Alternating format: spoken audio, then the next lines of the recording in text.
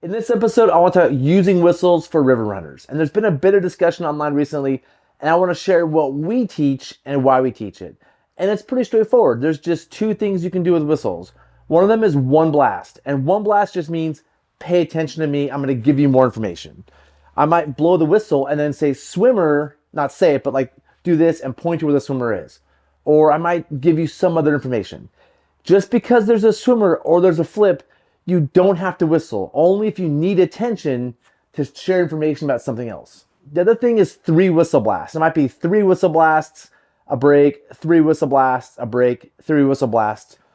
Or it might just be three whistle blasts, which says emergency. There's something really serious going on.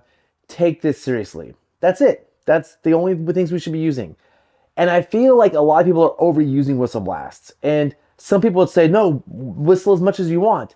And I'm going to say, I don't think so. Because if everybody's whistling or doing whistle blasts, we can't determine whether it's one whistle blast or multiple whistle blasts. And if everybody's whistling, we don't know who to look at for more information. And so, again, I'm going to choose to do one whistle blast for pay attention to me. There's something going on. I'm going to give you more information. Or three for emergency.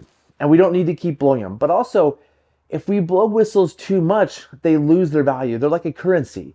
If you're hearing them daily when you're on the river, you're just like, oh, another whistle blast. They want to eddy out. Or a whistle blast, like something innocuous happened. When a whistle blows, you should be like, oh, this is serious. And honestly, like in my career, and I've had a long career on the river, I've maybe blown my whistle 5 times. I usually get attention other ways. Or we're running tighter and people can all see each other. I rarely ever blow whistle. But I hear them overused a lot. And I would just ask, just be very thoughtful when you use them. Again, because it's like the boy that cried wolf. They lose their value when you use them. So pretty straightforward how they're used, how often we should be using them. A couple things on mounting them. On a PFD like this, I mount it with a little lanyard pretty close. So I can get to it pretty easily. It's not a big deal. I'm not really stoked on this because this little hole right here, a branch could get stuck in if I'm swimming. It's just one more potential entrapment spot. I've tied this as close as I can, but I'm not super stoked on it. But I have good access to it. It's right here. Awesome. I prefer, if I can, on other PFDs, if there's some sort of zipper here, right here, to attach them to a zipper on a pocket, right? If I attach it to this zipper, the whistle could catch something and open my PFD. So I don't want to attach it to a zipper like this, but if it's an innocuous pocket, I like to attach it to that. But I also want to make sure I have the flexibility to reach it. So you may attach it here, but if your neck doesn't bend, you can't get it. So you got to make sure that you can actually bend your neck and get down to it. And some people would say you have to be able to see everything when you blow your whistle. I think it's fine to turn your head down, blow your whistle, and put it back up. That's my opinion. Again, we're not blowing whistles that often. Another thing about whistles is they're not as loud as you think. People think they get everybody's attention, but I've been on several situations where people have blown whistles assuming everybody heard it, but they didn't. And so it's a tool. It's a way you can get people's attention, but it's not really that powerful, which takes me to types of whistles. I think the Fox 40 is the standard. You want a P-less whistle, which means there's no P in there. It makes the whistling sound without it. The Fox 40 Classic is classic. It's just a great whistle. I'd highly recommend it. But even better than the Fox 40 Classic is the Fox 40 Sonic Blast. And so Fox has made better whistles that are louder. And I highly recommend getting a Sonic Blast. I'll put a link down below where you can buy it on Amazon if you want to. This is just an upgrade. It's rubberized, so it's easier on your teeth. It can blow both directions, but it's louder. So if you don't have a whistle, I'd go right ahead and go to Sonic Blast. If you want to be louder, maybe upgrade your Fox 40 to a Sonic Blast or do some research. What out there is even louder. But I think it's really important that it's accessible. I was with somebody the other day that like their whistle was in their PFD. They couldn't whistle. And we had to get each other's attention. They hated to get my attention because we had a flip. He just yelled my name. I heard it. It was fine, right? So like yelling still does work. But if your whistle is deep in your PFD, it's pointless. You want it externally mounted so that if there's a flip and I'm not paying attention, you can blow it. And I'm like, oh, something serious is going on. I turn around. So those are my thoughts on whistles.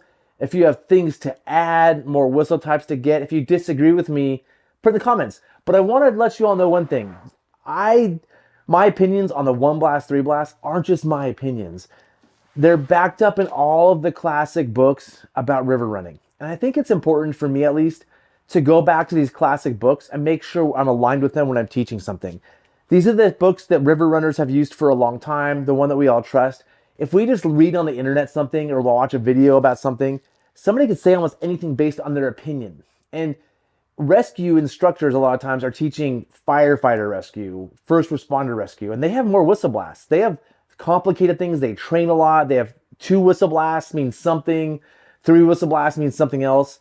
So if I'm learning from a first responder, they might tell me a bunch of stuff. But for river running, we're a little bit different. We're not rescuers. We're not like professional rescuers on the scene. And so the books that I look at just in my 1 blast, 3 blast thing, 1 for attention, 3 for emergency, aligns with Sierra Rescue's River Safety Field Guide, the Knowles River Rescue Guide, Les Bechtel and Slim Ray's Manual for River Rescue.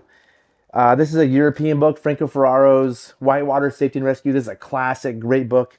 And Jeff Bennett's The Complete Whitewater Rafter. Those things are all basically in these. They differ a little bit about some wording, but in the high-end literature, the really good literature, they're all saying these things. So again, 1 blast for attention to the person so they can give information, or 3 blasts for emergency, I feel like are in our world, in our whitewater world, whether it's kayaking, rafting, whatever, it's in the books. And I feel like we need something to base all of our education on and how I do things, and books to me are where I start. So with that, again, thanks for watching. If you have questions, I love questions. And that's it for this episode. See you next time.